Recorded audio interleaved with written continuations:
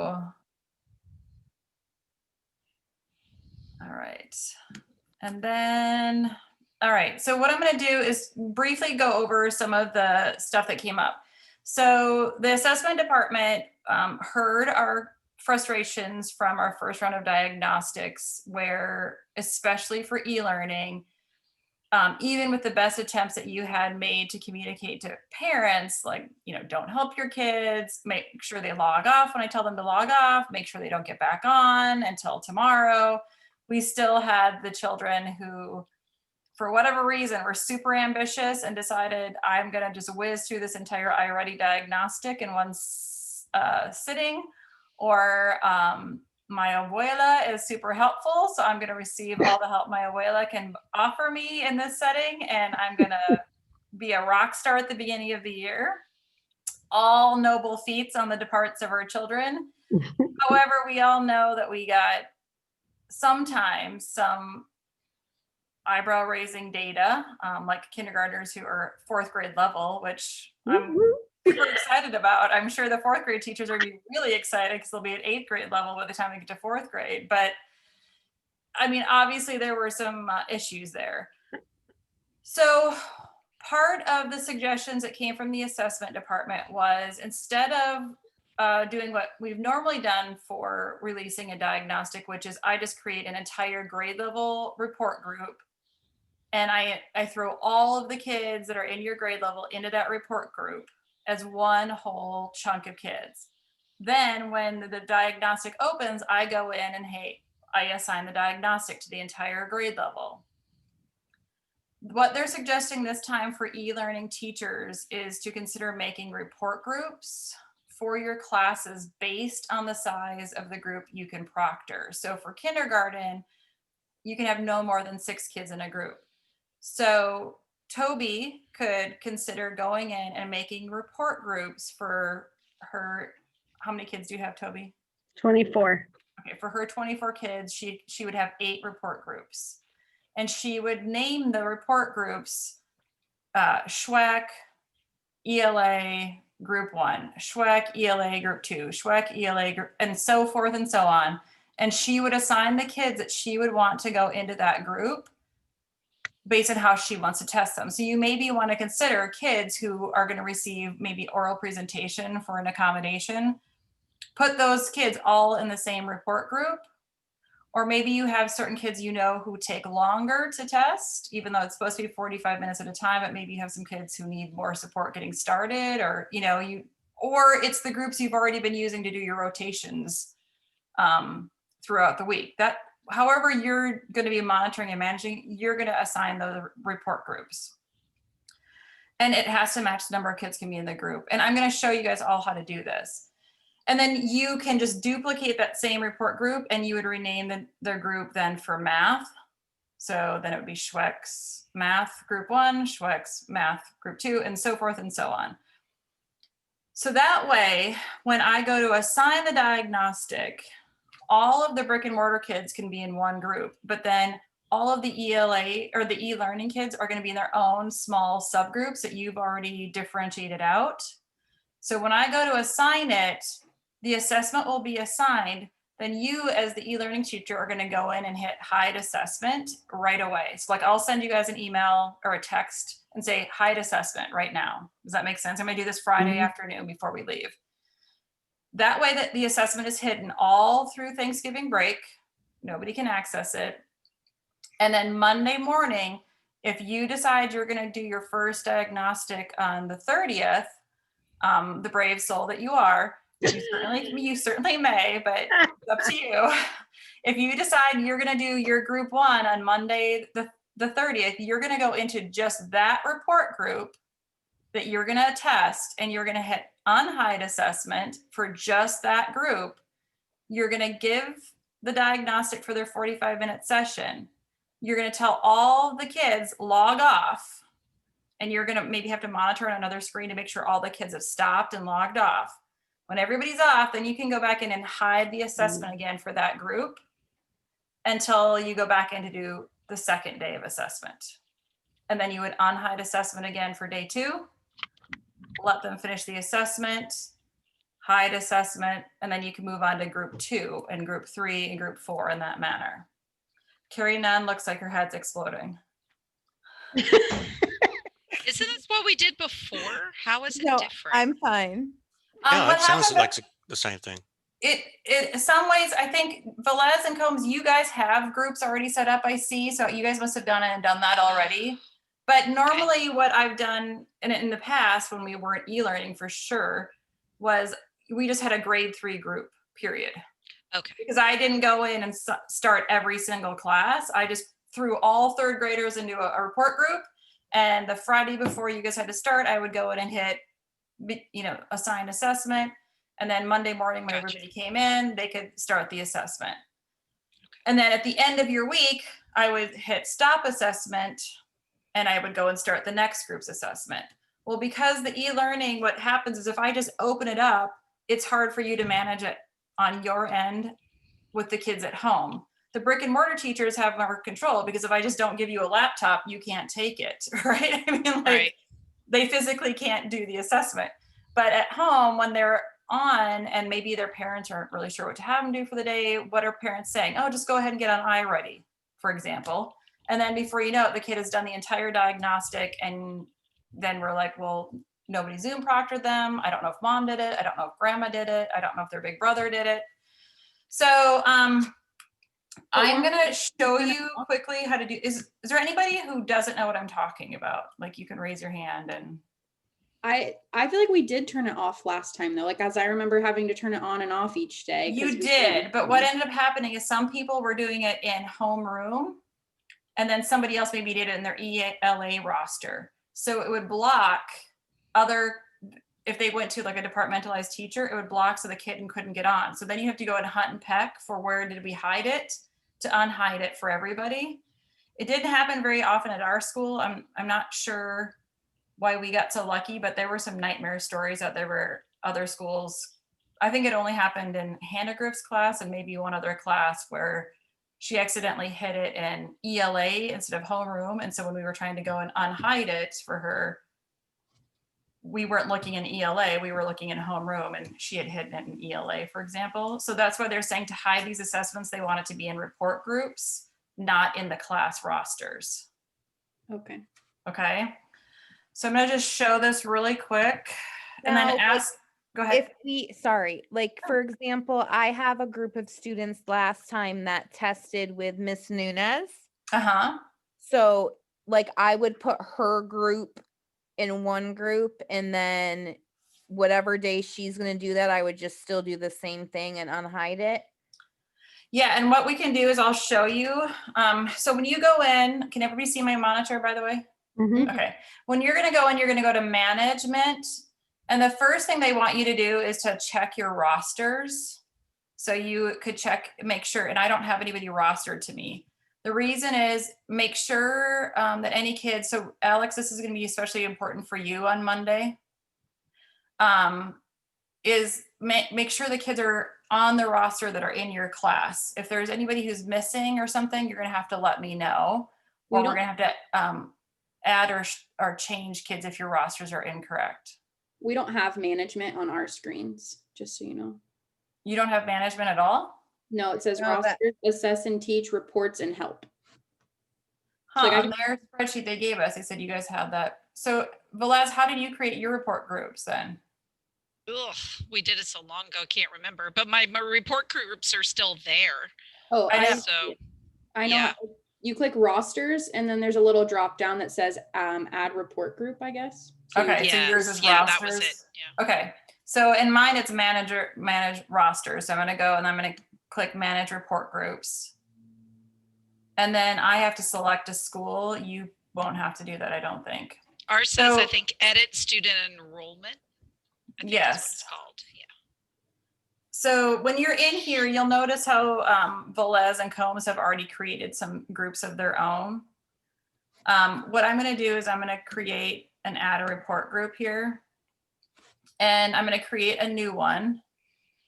And I'm going to create the name. And like I had said before, you're going to want to put in your last name because that's how I can help monitor on my side.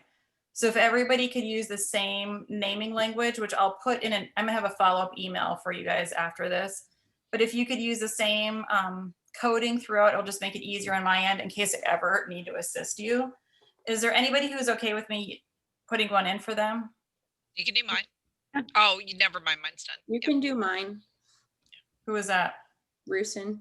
Okay, so I'm gonna do Rusin underscore, I'm gonna do reading underscore, and then I'm gonna do group 1, okay?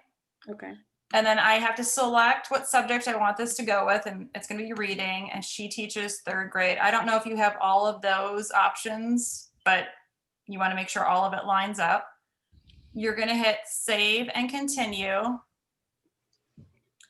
Now yours should be the roster you've already verified on your side sitting here. I have the entire school. So I have to filter by grade level first to make sure I have it.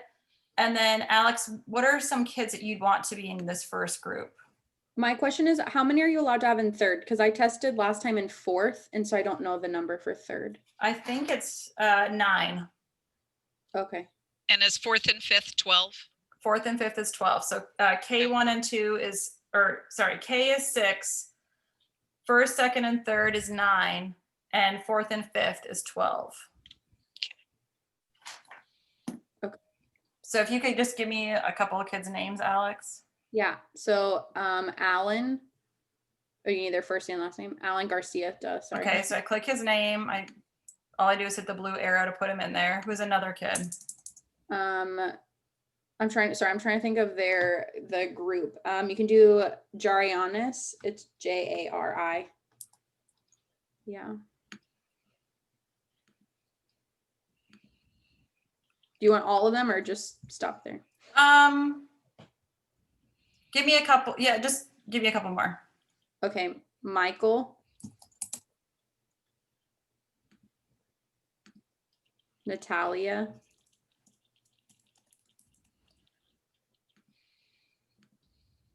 Lysia, Lysia.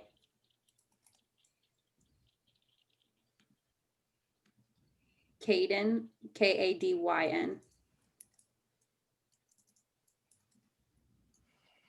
Locklear, Yeah. Malachi.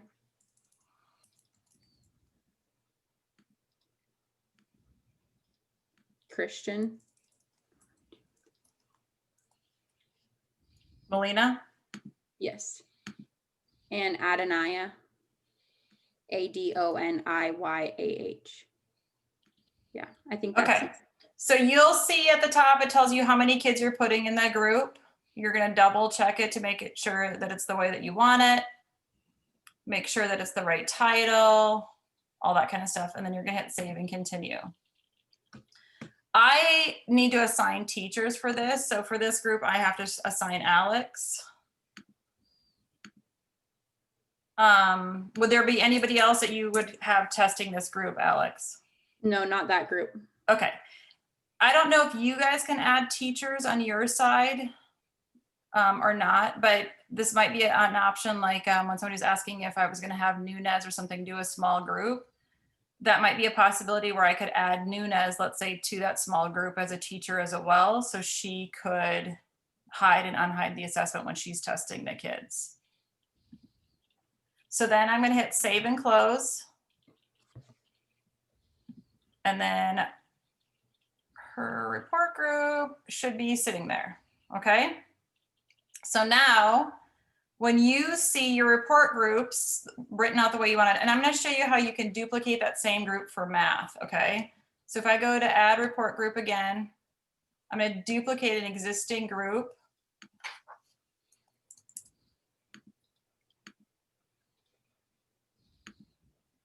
I'm going to duplicate that exact same group again. Let's say I want my math group to be the same group of kiddos. I don't want to keep going and entering the same group over and over again. Only this time I'm going to name it for math. For departmentalized, do you want me to name Miss Kramer's homeroom like Kramer dash reading? Yeah, I think that's a good idea because it's going to be helpful if we have to go and look for kids who maybe didn't test, so we're not missing them. So yeah, that's a good idea. And I'm hit save and continue. I'm going to check to make sure it's all the same kids. It is. I'm going to hit save and continue. It's the right teacher. Save and close. So now if I go down, I'll see that Rusin, oh, Schweck is working on this too. Good job, Schweck. So you'll see Rusin now has her reading and math here. So when I go in on Sunday, or well, I'm going to do this tomorrow afternoon. And the reason I'm doing this tomorrow afternoon is not because we're going to test over Thanksgiving. If I start the tests on Sunday night, the 29th, and you don't go in and hide the assessment after me, Monday morning kids can start taking the test. Does that make sense? Yeah. So if we get this all done tomorrow, I'll go in and then I'll send you guys a text and say, go ahead and hide the assessment now. That way it's hidden and you are the one who's in control on Monday about starting the test. And then I'm gonna go ahead and add assessments for the kids when it's time.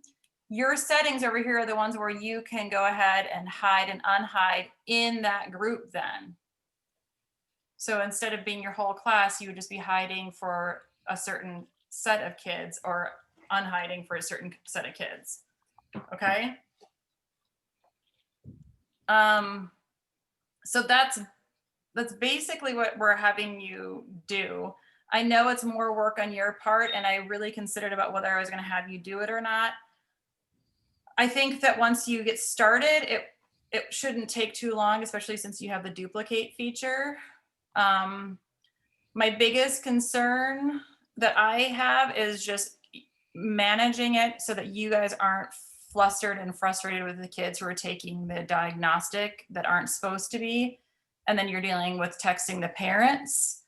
I know that was super frustrating for you and it's hard to manage. And the only way I could think about making this better was to create the report group so that you can manage which kids can even see the diagnostic. Because even if I put them in a homeroom class for you, once I hit open, then anybody in your homeroom can access it. And that's not fun either. We did this last time, Heidi, and it worked fine for us. It was okay, good. Is Yeah, there it was anything anybody easy. wants me to share on the screen again while we're still doing this? I have The a only question other thing I was about- going to share and show is if you go to iReadyCentral.com/FAQ, and I'm going to put this in an email too. I'll throw this in here. But some of the things that you want to know. What was that? Miss Wynn called the office. Oh, okay. Like, how do I build report groups? That's sitting right here with directions. So if you wanted more of a step-by-step guide, that's sitting there. How do I review the accuracy of my class roster? That stuff is sitting there. How do I manage or add students? Things like that are all sitting in here for you. Trying to think. So I will add in this access for you so that you can go to it whenever you want to, along with the step-by-step directions I'm going to give. I'm also going to include today's recording, not that it's wonderful, but I'll include it in case somebody wants to watch it again with popcorn. Anything else while I'm still on the page?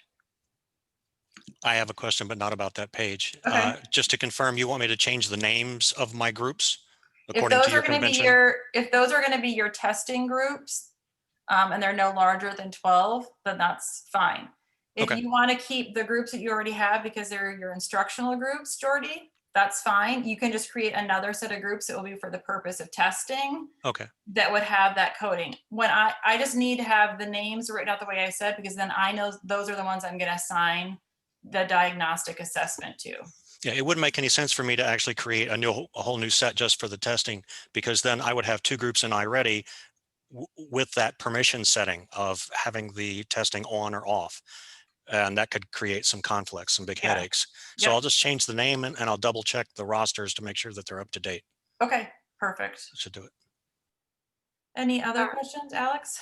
Yeah, I'm wondering about the 7 or 8 new kids for me. I I can't have them in my roster to add them to a group, so I can make them in their own group. So what Um, I think I'll do, Alex, is I will make a group, so I'll have to make that group for you. Do you want that to be group like 6, group 5? You can make it group 2. Okay, I'll put those 8 kids in group 2. Okay, is it the 8? Do you know if that one said yes? Because it had said. I'm not at school, so I don't know. I haven't talked to the parent. I'll have to, Okay. can you check with Shoop or Debbie? Yeah, I can ask. Okay, and I do have a class letter for you. I'm just waiting still for Debbie to approve it. Okay. So once I get it, I'll send it on to you. Can I ask a question that maybe somebody's done? Like, say I already have my group and now one kid's not in my class anymore.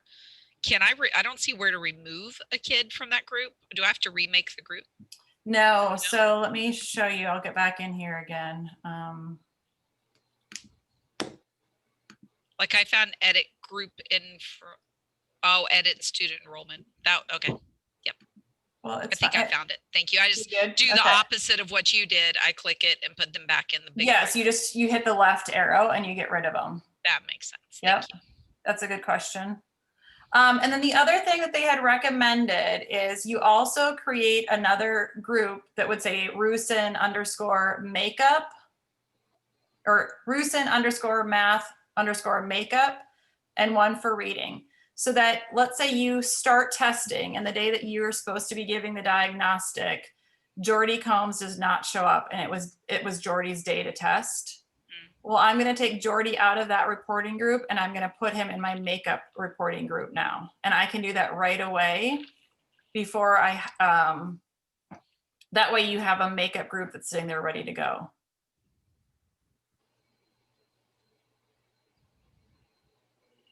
I can't promise you that this is going to work any more smoothly than what happened in the fall. This is merely the recommendations that the assessment office had given to schools. Questions or concerns? Learn from my mistake. The testing's not available until 8 a.m. So don't panic and call Heidi and say, hey, where's my So test? this is my thing is I can change the start time if we Oh. want to make it start at 7:40. Do we Yes. want to do that? Yeah. Okay, Yeah. so I will change the start time to 7:40 Cool. on my end. So when I release it, I'll make sure that that's the assessment time. And I'll have the assessment end at 2:10, except for Mondays, in which case it will have to end at the 12:55. Right? Or 12:55, 1:55. I'm sorry. Yeah. Let me say that again. So I'll change the assessment times to better match our schedule. K1 and 2, you're going to still create your reporting groups now as well. And if kids come and enroll, because your assessment doesn't start until January. But if you go ahead and create your report groups now, Deirdre thinks we will still be able to hide assessments and it will minimize problems over winter break. But then in January, if you get like a new enrollment, what you'll have to do is just update your report group. Okay. Or if a kid moves out. All right. Final call for questions. Anything, is anybody fearing that this is just not going to be a good fit? Or do you guys think this will be better than what they did in the fall? I think it'll be fine. Okay. All right. I feel bad. Like I have to put this on you guys to do tonight and tomorrow. I don't think it will take too long, but I appreciate you doing it on such a short notice. And like I said, I will send a message and say, hey, I'm going to go ahead and assign the assessments and then you would go in and hide them right away. Okay. All right. Thank you, everybody. I appreciate your time. Thank you. Have a good afternoon. Bye. Hope your family gets better. You too. You and your family. That's so Thank you. I appreciate it, everybody. Have a good Thanksgiving. Bye. Bye.